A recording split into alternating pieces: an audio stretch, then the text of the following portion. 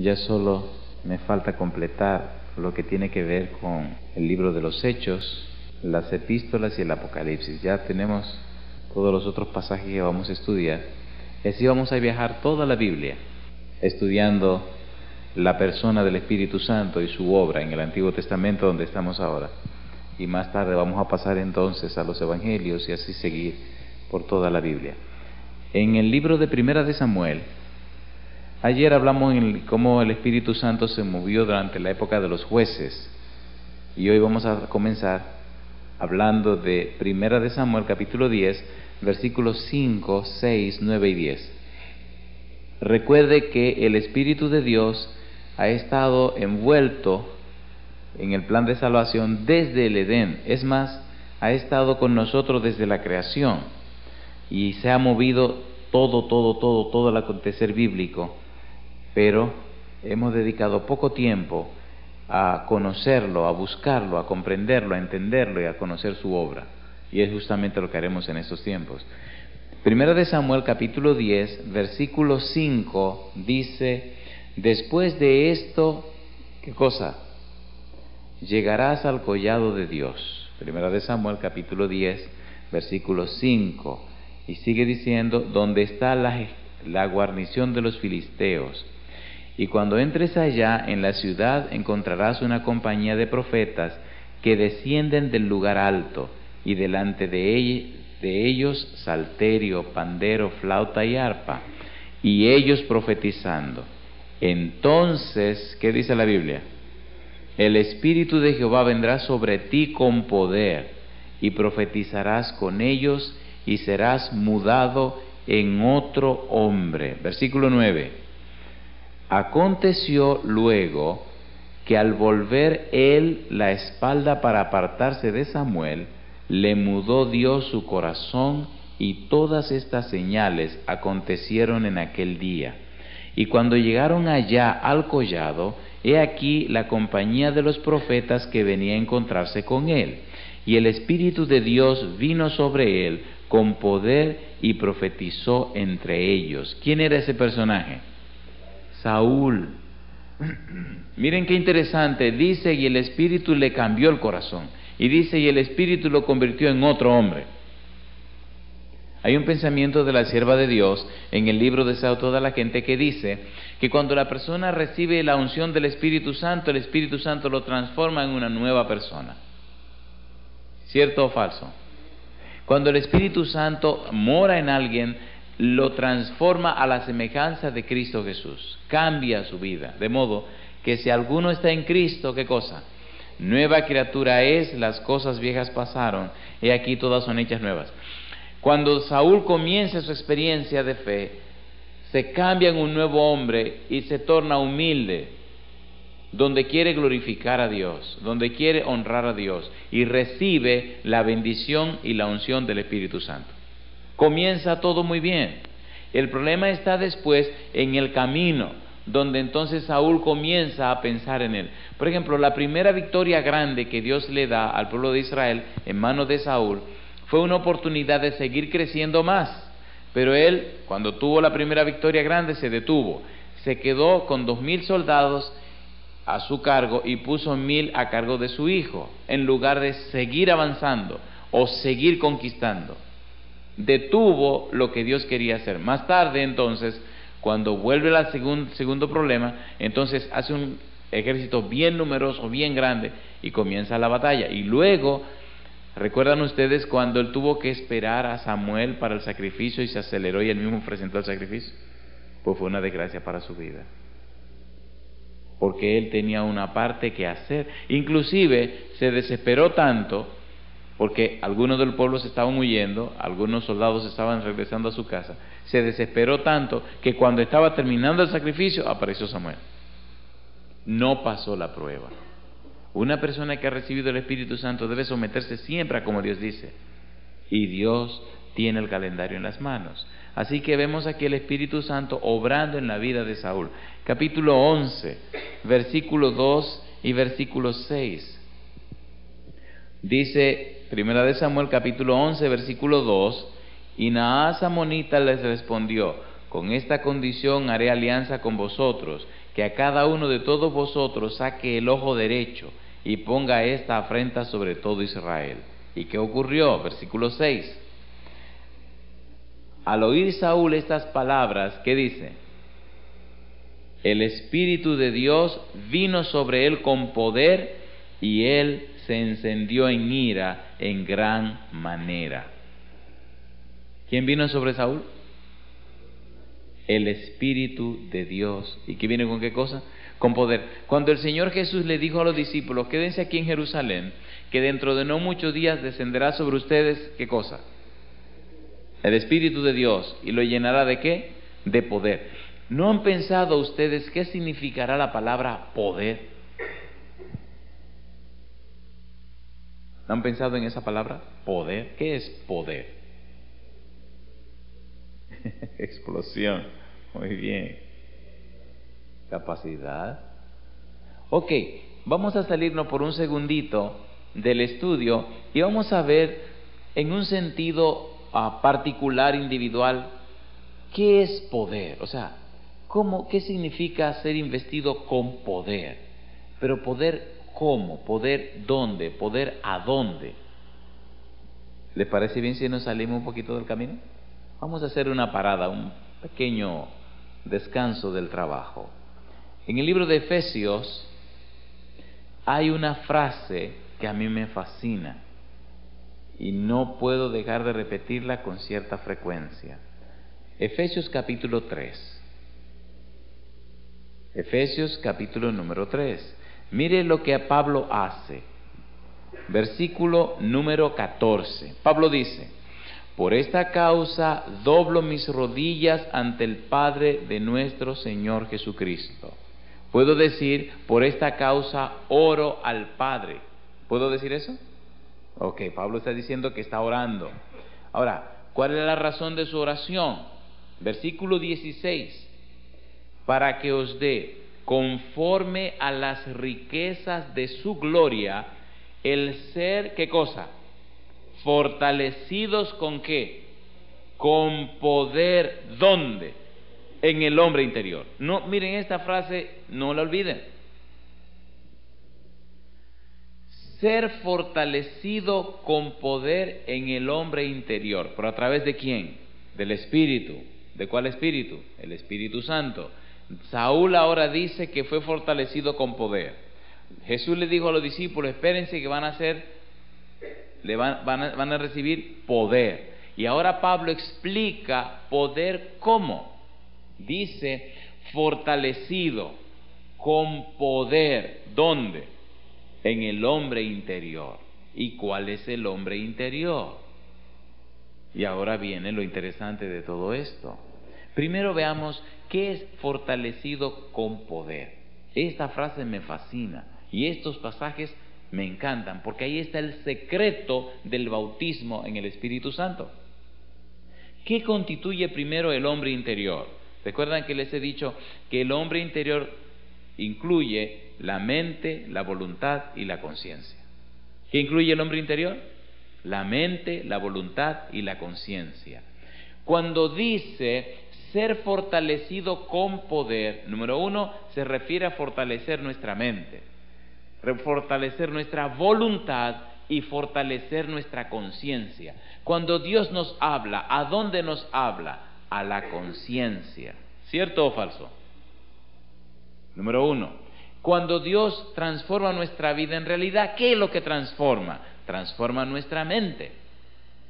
Y cuando Dios nos hace victoriosos del pecado, ¿qué es realmente lo que fortalece? Fortalece nuestra voluntad. ¿Se entiende, por favor? ¿Sí o no? ¿Notan ustedes entonces que ser fortalecido con poder primero nos da la victoria sobre nosotros mismos? ¿Sí o no? Cuando hablamos de poder, casi siempre pensamos en hacer cosas maravillosas afuera. Pero lo primero que tiene que ocurrir es que esa cosa maravillosa ocurra en nosotros. Y eso fue lo que pasó con Saúl. Lo primero que el Espíritu Santo hizo fue cambiarlo en otro hombre. Lo primero que usted notará cuando es bautizado en el Espíritu Santo es que Dios lo transforma en otra persona. Lo hace otra persona, una nueva mente, una nueva voluntad, una nueva conciencia. Ahora, ¿qué significa fortalecido con poder? ¿Notan ustedes que hay gente que vienen a la iglesia, aceptan a Jesús y en poco tiempo vuelven y se regresan? ¿O notan personas que se hacen cristianos y nunca crecen? Tienen enanitis aguda. Siempre siguen siendo enanos, siempre bebiendo leche, siempre por allá abajo. No, por favor. ¿Qué pasaría con un bebé que a los 20 años sigue siendo bebé? Algo anda chueco, algo anda raro. Imagínense que le lleven aquí al doctor Gordon a un niñito como pediatra, un muchachito, y le diga: mire, vengo para que me examine este niño. Y él lo mira y dice: ¿cómo, niño? Y el tipo tiene barba, tiene bigote, y bueno, y ya está quedando calvo. Y la mamá le dice: sí, este es mi bebé, solo tiene 25 años. Ese no es bebé, señora, eso es un enano, usted necesita llevarlo a otro lado, aquí pretendemos bebés. ¿No hay mucho enanismo espiritual en la iglesia? ¿Sí o no? ¿Hay o no hay enanismo? Y los años se van, y los años se van, y los años se van, y la persona en el mismo punto. Ese no es el plan de Dios. Ser fortalecido con poder. Ahora, ¿qué significa fortalecido con poder? Hay dos palabras interesantes ahí: fortalecido y poder. ¿Por qué Pablo usa dos palabras para expresar la misma idea? ¿Por qué no dice poder y se acabó? ¿Por qué dice fortalecido con poder? Krataió y dinamis. El primer verbo, fortalecido, significa y da la idea de potencia. Es decir, estar tan firmemente establecido que nada ni nadie te puede mover. ¿Se entendió? Firmemente establecido, bien establecido, bien fundado. Una persona que esté asentada sobre la roca de eterna salvación, que es Cristo el Señor, ¿quién lo puede mover? ¿Recuerdan cuando Cristo hizo la parábola de aquellos edificadores, que uno hizo su casa en la arena y el otro hizo su casa en la roca? Cuando vino la tormenta, ¿a cuál fue la que barrió? Entonces Cristo es la roca de eterna salvación. Lo primero que hace el Espíritu es a ti fortalecerte, afianzarte, apoyarte, sembrarte en la roca que es Cristo Jesús. Y ya nada ni nadie te puede mover. Número uno. Pero mire qué interesante, no solamente te da potencia el Espíritu de Dios, sino que también el Espíritu Santo te da dinamismo. Dinamita. La dinamita todo lo transforma. Estás potentemente afianzado en la roca que nada te mueve, pero tienes poder para transformar el lugar y el ambiente donde tú estás. Alabado sea Dios. ¿Se entiende ahora? Cuando los que construyen carreteras llegan hasta un lugar del camino que la roca es muy dura, la roca no hay manera de entrarle, ¿qué elemento utilizan? Dinamita. Y al rato andan los pedazos por donde quiera. ¿Por qué? Recuerdo en mi país hay un lugar precioso, se llama Jarabacoa. Es una zona montañosa, alta, preciosa, muchos pinos, siempre hace fresco, un lugar precioso. Y cierta vez estaban ampliando la carretera porque ya estaba muy estrechita y hay mucho precipicio. Y la tenían que ampliar hacia la montaña. Y eso es roca, roca. Y recuerdo que eventualmente detenían el tránsito y entonces ponían los cartuchos y ponían el hilo bien lejos para allá. Y allá entonces, ¡fum!, ya se ven los pedazos. Y a pura dinamita bajaron una montaña. No importa cuán grande sea la montaña de tu defecto de carácter, problemas personales, el Espíritu es tan poderoso que te convierte en dinamita. ¿Se entiende, por favor, lo que estamos haciendo? ¿Sí o no? ¿Se entiende ahora lo que es fortalecido con poder? Recuerda, lo primero tiene que ocurrir en tu propia vida. Y me gusta repetir mucho la idea del sellamiento que Elena White explica. Ella dice en el Comentario Bíblico Adventista, tomo 4, la página 1183, nunca olvido esa cita. Dice ella que el sellamiento consiste en un afianzamiento a la verdad, tanto intelectual como espiritualmente. De manera que los que están siendo sellados por el Espíritu Santo están siendo fortalecidos intelectualmente en el conocimiento de la verdad y espiritualmente en la vivencia de la verdad. ¿Se entendió? Es gente que está estudiando para fortalecerse intelectualmente y fortalecerse espiritualmente. ¿Qué hace el Espíritu Santo? Fortalece tu mente, fortalece tu voluntad y fortalece tu conciencia. Te hace potente y no hay diablo que te pueda mover. Pero para ello tiene que estudiar, tiene que aprender para la renovación de tu entendimiento. Creo que se entiende lo que queremos decir, ¿verdad que sí? ¿Sí o no? Y entonces comienza a notarse en la persona cada vez más un crecimiento, como dice Proverbios, más la senda de los justos es como la luz de la aurora, que va en aumento hasta que el día es perfecto. Se acaba el enanismo. Desaparece el enanismo y la persona comienza a crecer. Ya no se compara con los demás, ahora se compara con Cristo Jesús. Y mientras uno se compara con Jesús, comienza ¿qué? A crecer. Puestos los ojos en Jesús, el autor y consumador de la fe. Más, dice la Biblia, a Isaías 45:22, mirad a mí y sed salvo todos los términos de la tierra, porque yo soy Dios y no hay más. Ya dejamos de mirar horizontal y empezamos a mirar vertical hacia arriba, para la gloria de Dios. Saúl comenzó muy bien, pero en el camino dañó la cosa. Lo único que nos interesa aquí de Saúl es hacer notar que el Espíritu Santo, hasta comenzando con el primer rey, estaba trabajando en beneficio del pueblo de Dios. Recuerde que el propósito de estos temas es descubrir el Espíritu Santo en el Antiguo Testamento. Muy bien. Capítulo 16, Primera de Samuel. Primera de Samuel, capítulo 16, versículo 13 y 14. Creo que esta será una maravillosa aventura, viajar por toda la Biblia para encontrar, descubrir la obra y el ministerio hermoso del Espíritu Santo. Primera de Samuel, capítulo 16, versículo 13 y versículo 14. Primera de Samuel, capítulo 16, versículo 13 y 14. Dice el 13: y Samuel tomó el cuerno del aceite y lo ungió en medio de sus hermanos. Y desde aquel día en adelante, ¿qué dice? El Espíritu de Jehová vino sobre David. Se levantó luego Samuel y se volvió a Ramá. El Espíritu de Jehová se apartó de Saúl y le atormentaba un espíritu malo de parte de Jehová. Interesante esa última frase, entenderla. Cuando usted decide vivir una vida de pecado, cuando usted decide vivir como usted quiera, cuando usted decide ser como usted se le antoja y no tomar en cuenta a Dios, mi pregunta, ¿comienza a meterse en una senda sombría y oscura?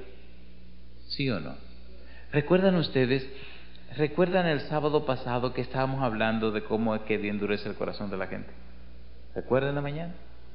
Dios envía su mensaje a la persona y la persona hace una de dos cosas: o lo recibe, lo ama, lo acepta, lo adopta el mensaje de Jehová y el mensaje hace su trabajo y lo transforma, o la persona, ¿qué cosa hace con el mensaje? Lo rechaza. Mi pregunta entonces, si la persona acepta el mensaje, ¿qué hace el mensaje con el corazón de esa persona? Lo ablanda, lo transforma, lo convierte en un corazón de carne. Pero si la persona rechaza ese mensaje, ¿qué ocurre? El corazón se endurece. La pregunta entonces, ¿cómo es que Dios endurece el corazón de la gente? Número uno, hay una situación activa y una situación pasiva. Hay un compromiso activo y un compromiso pasivo. El individuo tiene la parte activa, rechaza el mensaje, él comienza a endurecer su propio corazón. Y Dios tiene una actuación pasiva, es decir, porque te mandé el mensaje y lo rechazaste, entonces yo soy parte del asunto. ¿Cómo Dios endurece el corazón de la gente? Por enviarle el mensaje. ¿Cómo la gente se endurece? Por rechazar el mensaje. ¿Se entendió ahora? ¿De quién es el compromiso? Del que rechaza el mensaje. ¿Cómo participa Dios en el endurecimiento del corazón de esa persona? Porque Él le mandó el mensaje.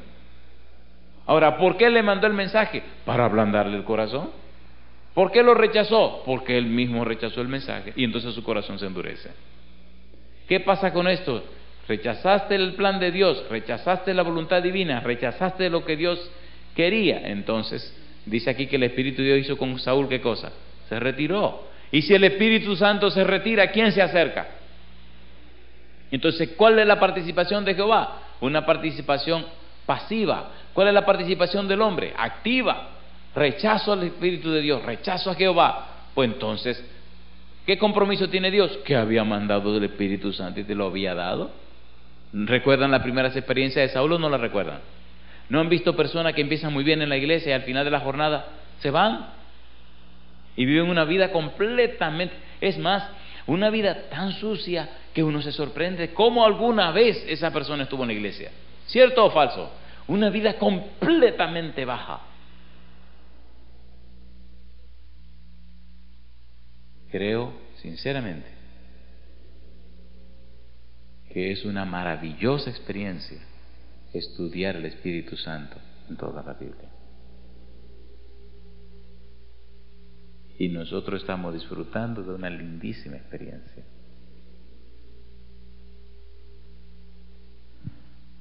Capítulo 19, Primera de Samuel, versículos 20 y versículos 23 y 24.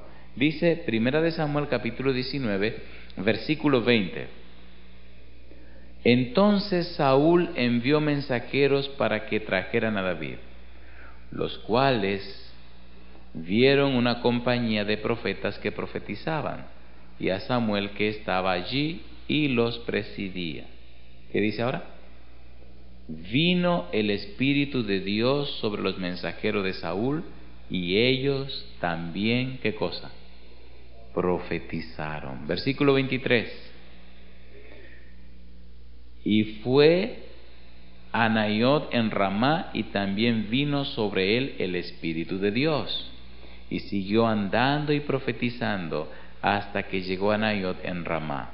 Y él también se despojó de sus vestidos y profetizó igualmente delante de Samuel, y estuvo desnudo todo aquel día y toda aquella noche. De aquí se dijo: ¿también Saúl entre los profetas? Mi pregunta: ¿se ve el Espíritu envuelto en las situaciones del pueblo?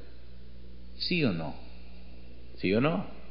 ¿Se ve el Espíritu de Dios involucrado en la problemática del pueblo?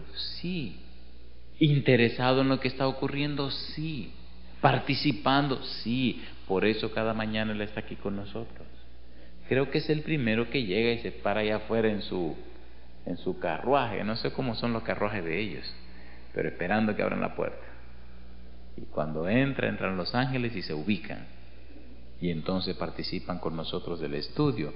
Capítulo 23, versículo 1 y 2. Capítulo 23, versículo 1, dice: dieron aviso a David diciendo: he aquí los filisteos combaten a Keila y roban, ¿qué cosa? Las eras. Versículo 2. Y David consultó a Jehová diciendo: ¿iré a atacar a estos filisteos? ¿Y qué dice? Y Jehová respondió a David: ve, ataca a los filisteos. Y dice el versículo siguiente: pero los que estaban con David le dijeron: he aquí que nosotros aquí en Judá estamos con miedo. ¿Cuánto más si fuéremos a Keila contra el ejército de los filisteos? Entonces, dice la Biblia, David volvió a consultar a Jehová, y Jehová le respondió y dijo: levántate, desciende a Keila, pues yo entregaré en tus manos a los filisteos. Fue pues David con sus hombres a Keila, peleó contra los filisteos, se llevó sus ganados y les causó una gran derrota, y libró David, ¿a quiénes? A los de Keila. La pregunta que me hago: ¿había sido David lleno del Espíritu Santo? ¿Podía escuchar la voz de Jehová? ¿Podía tener comunión con Jehová? ¿Podía comprender el mensaje de Jehová? ¿Sí o no? ¿Comenzó David bien? Aunque en el camino David falló, se arrepintió de su pecado. Así que una persona, y es interesante notar cuando hablemos del Salmo 51, el versículo 12, lo que David pide después de cometer su pecado. No me quiero adelantar, vamos a llegar allá cuando Dios lo permita. Pero aquí vemos una manifestación o una muestra de cómo David empieza a tener esa comunión con el cielo y a escuchar la voz de Dios, la voz del Espíritu Santo. Primera de Reyes, capítulo 18. A ver hasta dónde podemos llegar esta mañana. Primera de Reyes, capítulo 18, versículo 12. Veamos otra vez el Espíritu del Señor trabajando. Primera de Reyes, capítulo 18, versículo número 12. Dice el versículo 12, acontecerá que luego que yo me haya ido, a ver si recuerdan quién dijo esas palabras, acontecerá que luego que yo me haya ido, el Espíritu de Jehová te llevará a donde yo no sepa, y al venir yo y dar las nuevas a Acab, al no hallarte él, me matará, y tu siervo teme a Jehová desde su juventud. ¿Se acuerdan quién era ese personaje? Abdías. ¿Qué hacía ese personaje? Era mayordomo. ¿De quién era mayordomo? De Acab.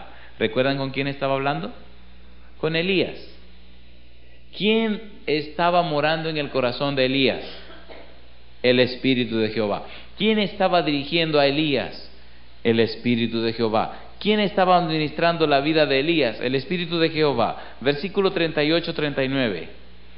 Dice el versículo 38: entonces cayó luego fuego de Jehová y consumió el holocausto, la leña de las piedras y el polvo, y aún lamió el agua que estaba en la zanja. Viéndolo todo el pueblo, se postraron y dijeron, ¿qué cosa dice? Jehová es el Dios, Jehová es el Dios. ¿A quién tenía Elías? El Espíritu de Dios. ¿Cuál era la situación del pueblo? Una apostasía nacional. ¿Qué estaba haciendo Acab y Jezabel? Habían echado a un lado la adoración a Jehová, estaban adorando a Baal y a Astarte. Me llamó la atención en estos días Asera, Astarte, Astarot, Istar, Easter, como le llaman por acá, la misma cosa. Afrodita, es lo mismo. Todo eso es la misma cosa. Y me llamó la atención cómo se hacen ciertas cosas por estos lugares. Y oiga, ¿cuándo? El domingo de resurrección. ¿Y qué elementos se utilizan? Y ahí se ven muchos detalles muy curiosos. La nación entera, la nación de Israel, había caído en la apostasía. Dios toma a Elías. ¿Quién era Elías? ¿Un sacerdote? No. ¿Quién era Elías? Un hombre. Mire qué sencillo, un hombre. Era un hombre, doña María. Dios lo hizo profeta. ¿Quién era Elías? Un hombre. ¿Se recuerdan lo que dice Santiago? Era un hombre sujeto a pasiones como todos nosotros. ¿Quién lo llamó? El Señor. ¿De quién aceptó el llamado? Del Señor. ¿Quién lo ungió? El Espíritu Santo. Y empezó a hacer su trabajo. Cuando está en el monte Carmelo, dice una frasecita, dice, y el altar de Jehová estaba arruinado. ¿Cómo estaba el altar de Jehová? Arruinado. No creo que pequemos, sino detenemos un minutito a ver algunos detalles en el capítulo 18, si son tan amables. Dice en el capítulo 18, versículo 30, después que los profetas de Baal y los profetas de Asera hicieron toda su alaraca y nada ocurrió, en el 30 dice, entonces dijo Elías a todo el pueblo, acercaos a mí, y todo el pueblo se le acercó, y él arregló, ¿qué cosa?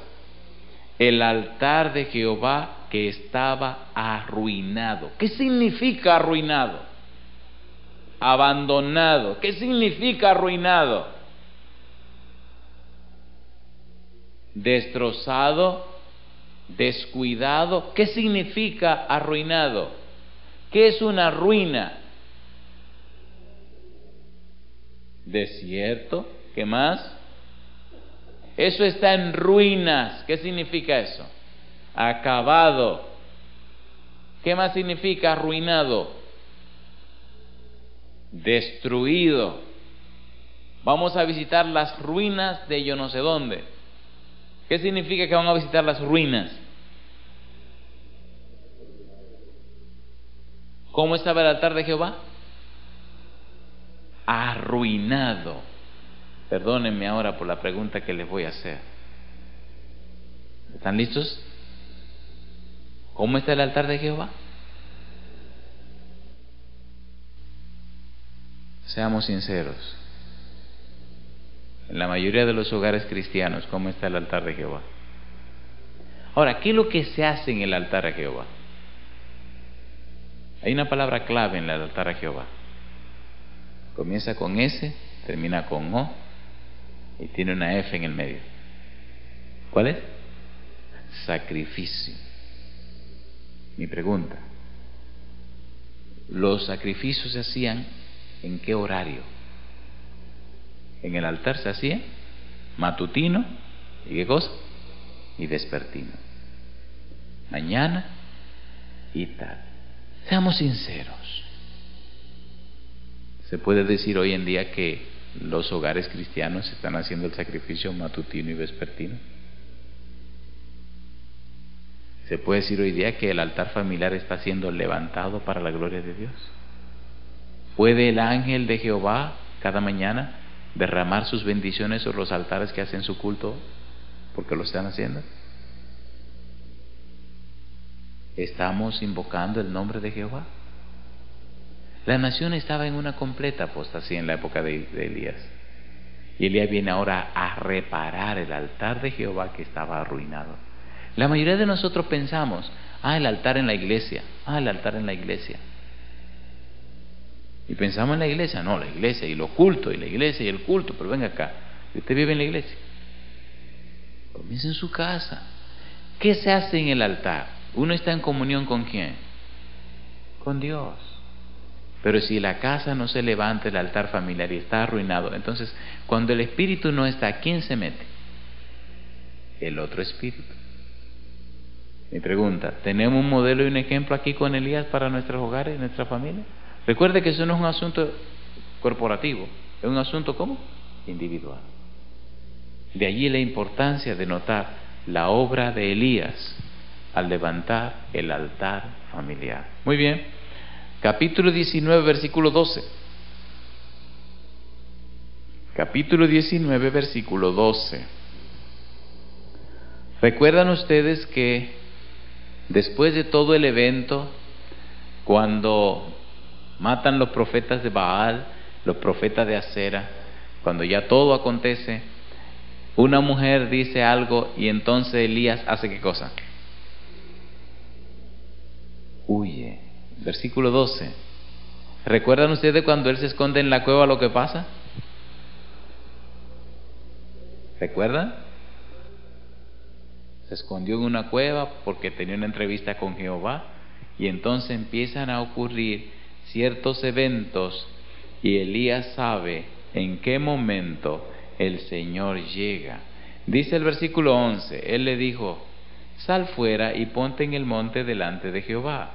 Y aquí Jehová que pasaba, y un grande y poderoso viento que rompía los montes y quebraba las peñas delante de Jehová, pero Jehová no estaba en el viento. Y tras el viento un terremoto, pero Jehová no estaba en el terremoto. Y tras el terremoto un fuego, pero Jehová no estaba en el fuego. Y tras el fuego, ¿qué cosa? Dice, un silbo apacible y delicado. Y cuando lo oyó Elías, cubrió su rostro con su manto y salió y se puso a la puerta de la cueva. Y aquí vino a él una voz diciendo: ¿qué haces aquí, Elías? Cosa linda. ¿Qué le preguntó el Señor? ¿Qué haces aquí? ¿Qué haces en esta cueva escondido? ¿Qué te pasa a ti? ¿Por qué tú estás huyendo, Elías? ¿Tiene algún problema, mi amigo Elías? ¿Hay algo interesante en esa cueva? ¿Qué estás aprendiendo en esa cueva, mi hijo? ¿Verdad que a veces nos metemos en la cueva? ¿Sí o no? En la cueva de nuestras propias conveniencias, en la cueva de nuestros propios defectos, en la cueva de nuestros errores, en la cueva de sabe Dios cualquier cosa. Primera de Reyes capítulo 22 versículo 24.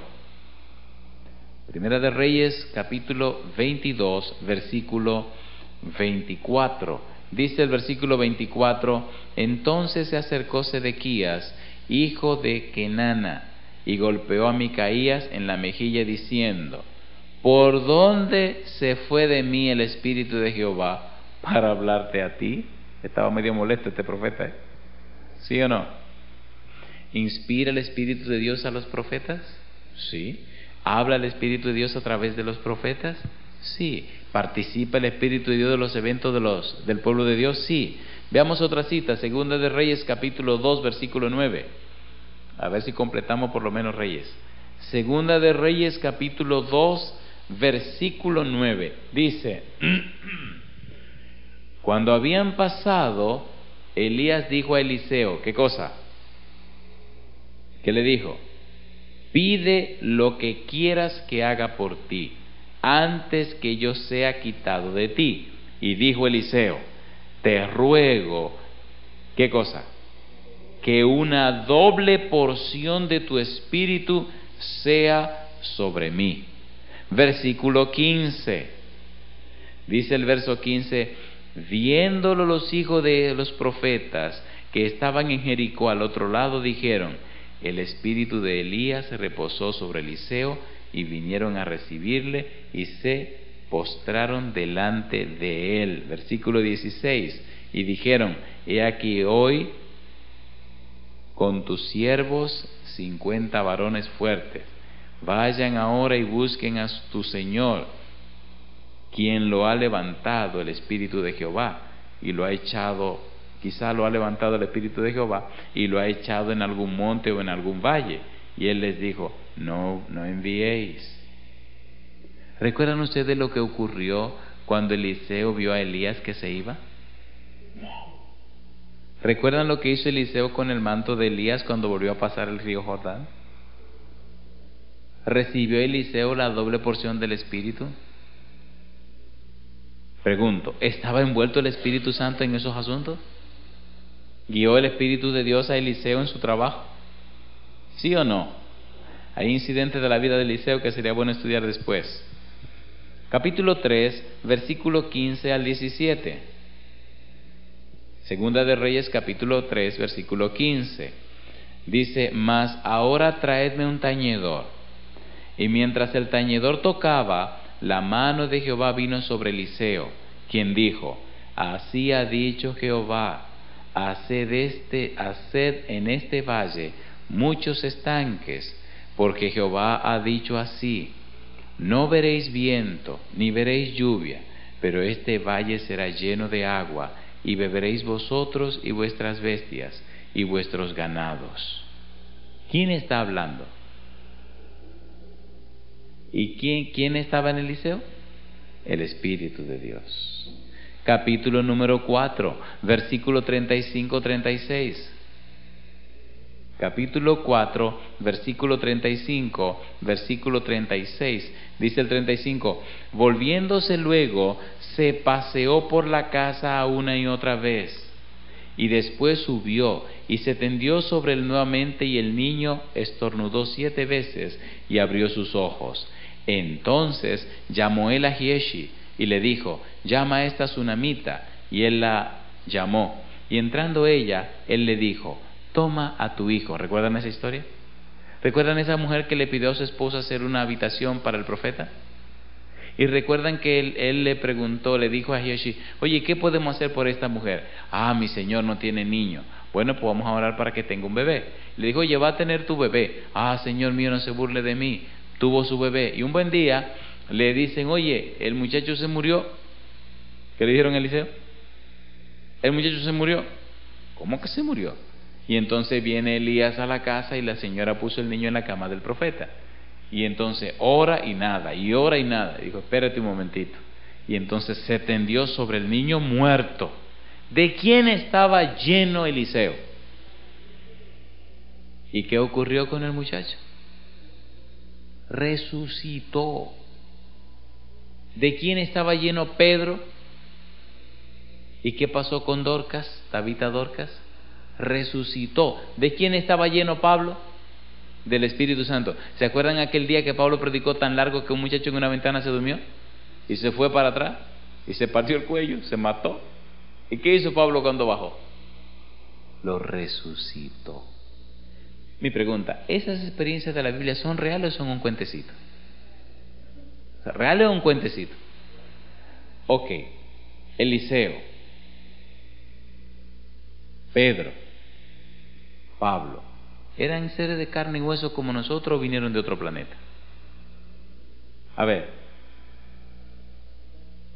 entonces la pregunta es, si ellos vivieron esa experiencia, ¿usted y yo la podemos vivir? ¿Sí o no? ¿Sí o no? Entonces, ¿por qué no lo creemos? A veces leemos las historias de la Biblia como si lo personal lo hubieran traído de otro lugar. Estaban aquí abajo. El asunto fue que se acercaron tanto a Dios que Dios lo tomó como instrumento para hacer maravillas. ¿Y no es lo que está esperando con nosotros también? ¿Sí o no? ¿Sí o no? Segunda de Reyes, capítulo 5, versículo 10. Segunda de Reyes 5:10, dice el versículo 10. Entonces Eliseo le envió un mensajero diciendo: ve y lávate 7 veces en el Jordán, y tu carne se restaurará y serás limpio. ¿Quién fue que vino a donde Eliseo con lepra? Naamán. ¿Cómo Naamán se enteró de Eliseo? Una niña que trabajaba en su casa, que había sido tomada de los de Israel, le dijo: allá hay un hombre que si mi señor va, le quita la lepra. ¿Recuerdan cuando el rey de Siria le envía cartas al rey de Israel diciéndole: aquí te mando mis Rabsaces, aquí te mando mi jefe militar, tiene lepra, sánalo? ¿Qué dijo el rey de Israel? Para quitarle la lepra. Y entonces comenzó a ponerse nervioso. Esto no es más que una ocasión para hacernos la guerra. Pero hay profeta en Israel, mándamelo, dijo Eliseo. Y cuando el Naamán llegó a la casa de Eliseo, ¿qué le hizo Eliseo? Bienvenido, mi señor. Y le hizo mucha reverencia. Ni siquiera se le apareció. Le mandó a decir: ve, dile que se lave 7 veces en el Jordán, y ya que se va a sanar. ¿Y cómo se puso Naamán? Se molestó. Imagínense, el jefe militar. ¿Y qué había traído Naamán para Eliseo? Muchísimos premios y regalos y ropa y de todo. ¿Y qué quería Eliseo de todo eso? Absolutamente. Y entonces Naamán se molestó y dio la vuelta y dijo: pero oye esto, quiere que me lave 7 veces en el río. Yo esperaba que cuando llegara él iba a salir y entonces iba a decir, iba a hacer un conjuro, iba a hacer aquí, iba a hacer allá, todo un show. Pero los ríos de Habana y Farfar no son mejores allá en Asiria que este río asqueroso y lodoso de Jordán. Y entonces los siervos le dijeron: pero mi señor, si te hubiera pedido una cosa grande, tú lo hubieras hecho. ¿Cuánto más bañarte 7 veces en el Jordán? Camina, vamos. Imaginen ustedes cómo se debe ver un leproso bien mojado. ¿Entienden? La lepra necrosa el tejido. Imagínense cuando se le moja. ¿Y cuántas veces tenía que bañarse el amigo? 7 veces. No una ni dos, no, sino 7 veces. Se metió la primera vez, y la segunda vez, y la tercera vez. Qué vergüenza, ¿eh? Es jefe militar, haciendo lo que decía el profeta. Y la quinta vez. Y yo pregunto: si se hubiera parado a la quinta vez, ¿se sana? Y si hubiera llegado a la sexta, ¿qué pasa? ¿Cuántas veces tenía que hacerlo? Y cuando subió la 7ª vez, ¿qué ocurrió? ¿Quién estaba en Eliseo? ¿Quién guiaba la vida de Eliseo? ¿Quién indicó lo que había que hacer? El Espíritu de Dios. Mi pregunta: ¿deberíamos nosotros vivir esa misma experiencia? Señor, y yo les pregunto, ¿verdad que la mayoría de las veces pensamos que el Espíritu Santo comenzó su trabajo en el Pentecostés? Vamos a ser sinceros. ¿Sí o no? Pero lo que estamos estudiando nos dice que el Espíritu Santo empezó su trabajo desde atrás. El estudiar poco o el no estudiar el Espíritu Santo nos ha llevado a tener conceptos erróneos de Dios y de su palabra. Y pensamos que el Espíritu estuvo ausente antes de Pentecostés. Y es al revés, siempre ha estado presente, siempre ha estado activo.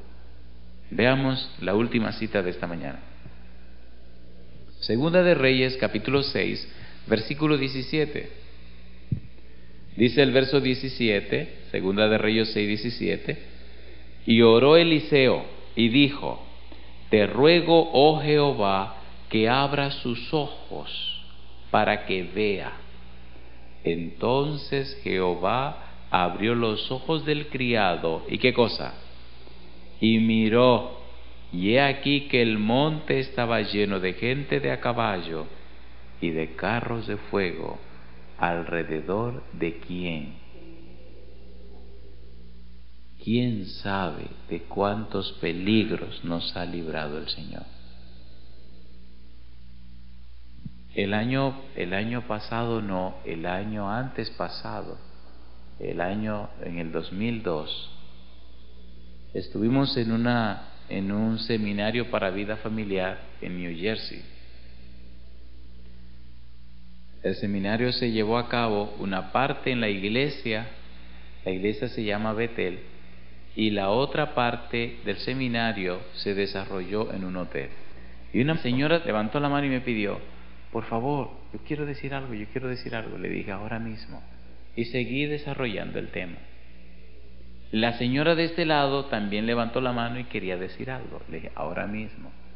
Pero llegó un momento donde otras personas más comenzaron a notar lo que estaba pasando. Y me sonreí. Y entonces me dice la muchacha: ¿usted sabe lo que está ocurriendo? Le dije: sí. Pero tengo que hacer y seguir haciendo lo que estoy haciendo. Pero hubo un momento donde ya ella no se aguantó y empezó a llorar. Y en ese momento había una pareja sentada aquí de casi 40 años de casados que habían venido ese fin de semana como la última oportunidad antes de divorciarse. Miembros de iglesia, con más de 25 años en la iglesia. Había otros grupos de jóvenes parejas que estaban en una situación crítica. Miren lo que esta persona vio y lo que la otra persona vio. Dice que de repente estábamos hablando precisamente de cómo el Cordero de Dios se interesa por las familias, cómo Dios ha hecho todo para salvar a las familias y cómo el Espíritu de Dios quiere trabajar con las familias. Dice la muchacha que ella vio un resplandor tan grande detrás, una luz blanca tan hermosa, y mientras ella está diciendo eso, la de este lado está llorando diciendo lo mismo.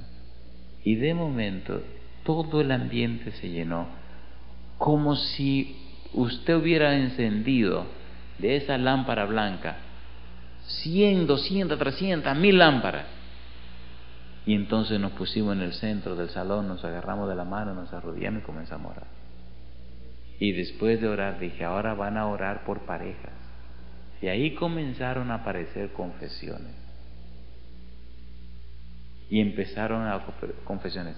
Nosotros debíamos terminar el seminario 11:30 de la mañana. Y eran las 2 de la tarde y estábamos ahí. Es más, miren lo que ocurrió. Cuando ya terminamos el seminario, nadie se quiso ir. Nos fuimos todos a comer. Y a las 7 de la noche todavía estábamos todos juntos en el restaurante. Y cuando llegó la hora de que cada quien tenía que irse para su casa porque ya se terminó, empezó una lloradera y una abrazadera, que no se querían ir. Y digo: bueno, pues quédense ustedes aquí, yo sí me tengo que ir. Fue una experiencia maravillosa.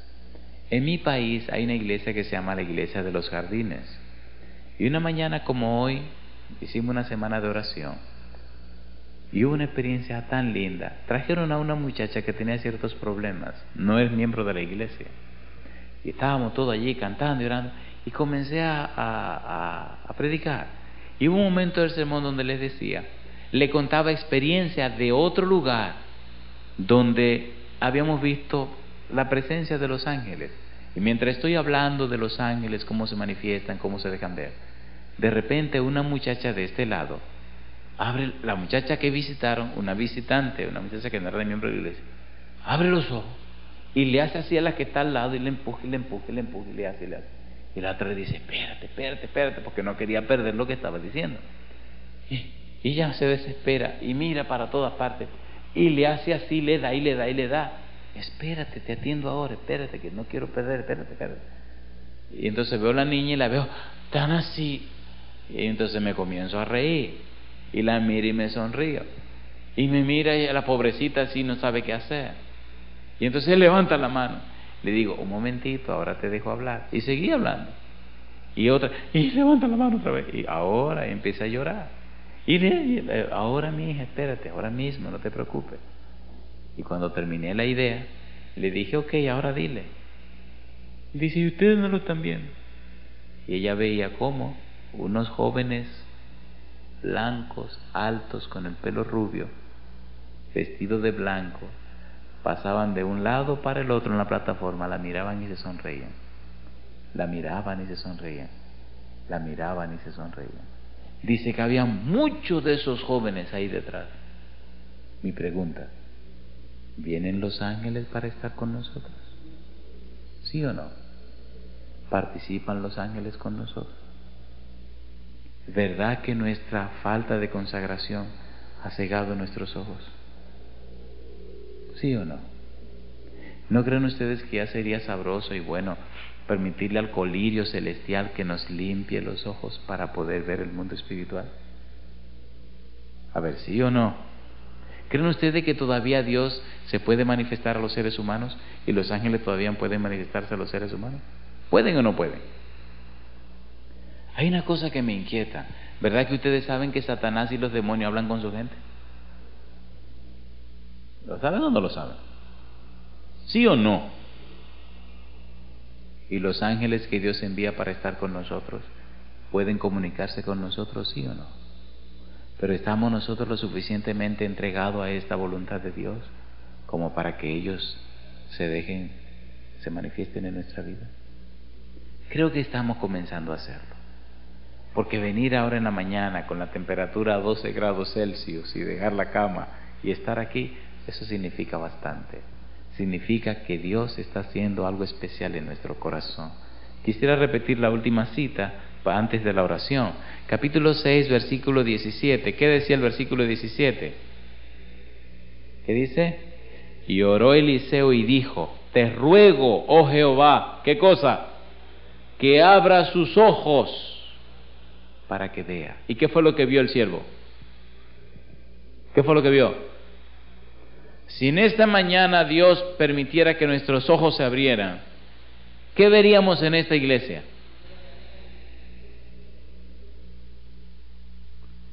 Hay algunas experiencias en mi vida cristiana que no me gusta relatarla, porque la incredulidad ha llegado tan lejos a nuestro corazón que a veces ni creemos las cosas que el Señor nos da.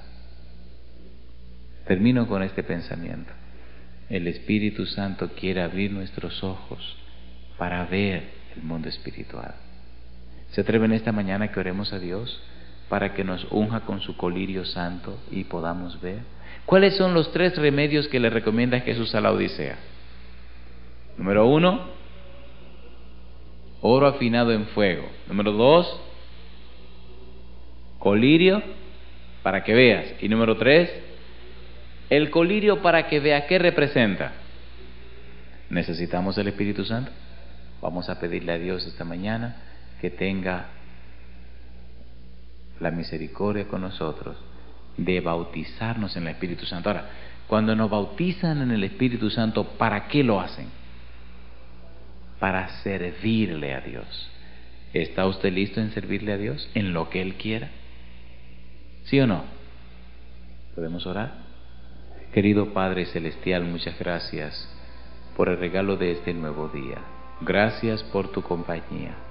Señor, gracias porque a través de toda tu palabra podemos ver el Espíritu Santo trabajando. Queremos que trabaje en nuestras vidas también. Querido Dios, que tu Santo Espíritu limpie nuestras mentes, que tu Santo Espíritu lave nuestro ser. Que tu Santo Espíritu transforme nuestra mente, fortalezca nuestra conciencia y fortalezca nuestra voluntad. Que en nosotros se vea tu vida, Señor. Cúbrenos con tu manto de justicia. Guíanos cada día por la senda del bien. Obra en nosotros el querer como el hacer por tu buena voluntad. Padre eterno, bautízanos en el Espíritu Santo. Motívanos para ser instrumentos útiles en tus manos y llevar la salvación a los que no te conocen.